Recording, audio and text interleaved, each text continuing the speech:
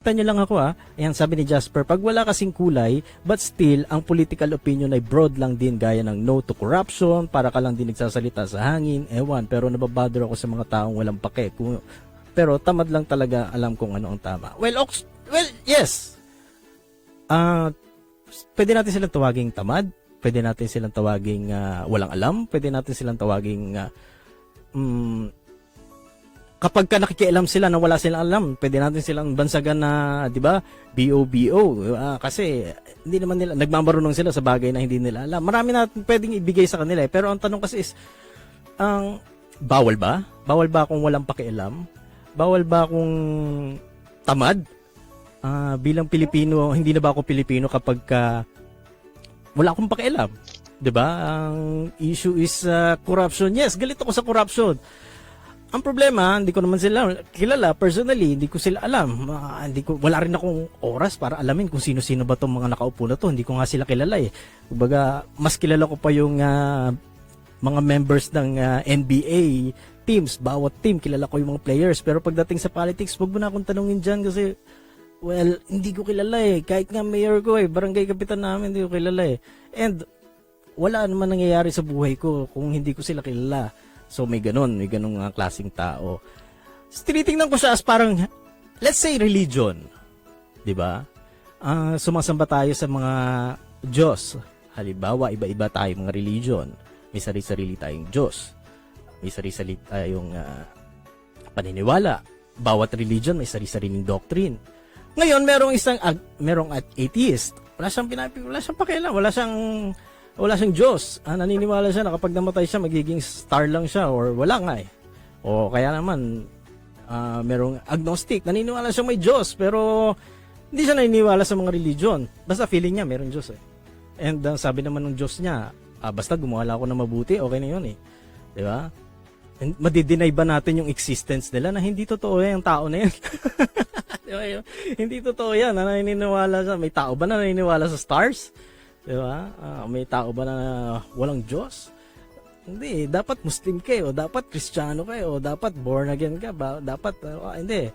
Pero kung titingnan natin, kaya naman nagkaroon ng mga iba't ibang religion, may mga pinag-ugatan din sila. So halimbawa nga, balik natin sa politics, bakit nagkaroon ng Marxism, bakit nagkaroon ng Leninism, 'di ba? Nag-ugat din naman siya sa parang meron pa Marxism, Leninism, 'di ba? Pinag-combine. So parang mix and match lang din pala no? Pwede naman palang ganoon.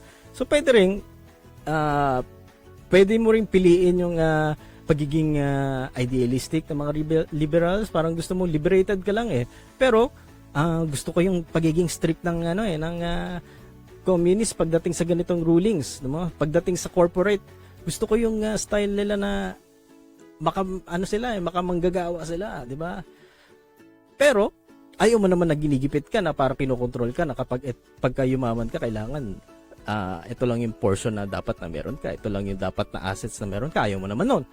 So, preference mo pa lang yon. Iba pa yung nandun ka sa kung anong bansa na nandun ka. Wala ka namang choice dun wala ka namang control dun di ba? Yan. So, tingnan natin ito. Sabi ni Jay, may kanya-kanyang positive at negative sila. Pero nasa iyon na yung kung ano daw yung titingnan mo Check mo na lang daw yung nagawa versus kinurap. Pero mas maganda pa rin kilatisin yung iba kasi bulag sa pagiging idol nila. Kahit may mali, iba pa rin pag loyal. So yun yung doon nag-uugat yung fanaticism, no? Parang kailangan mong protektahan yung ideas ng isang nung partidong pinili mo, halimbawa. Regardless, kung anong naririnig mo sa kanya, naniniwala ka na mabuting tao. Actually, one time nga nag-post ako sabi ko, election time to, share ko lang. Nag-post ako, kunwari tatakbo akong senador. So, nag-post ako ng aking, yung form na finilapan, tapos, nag-post ako, wala pang AI na ito so, nag-grab lang ako ng mga pictures ko. So, merong, nakikipag-meeting ako kunwari, na pinapakita ko yung plataforma ko, tapos may mga nag-message sa akin na, iboboto kita, naniniwala ako sa'yo. Ako nga hindi ko naniniwala sa sarili ko naniniwala kayo sa akin? Diba? Pero may mga ganun na hindi nila iboboto nila ako kasi doon sa pagkakilala nila sa akin.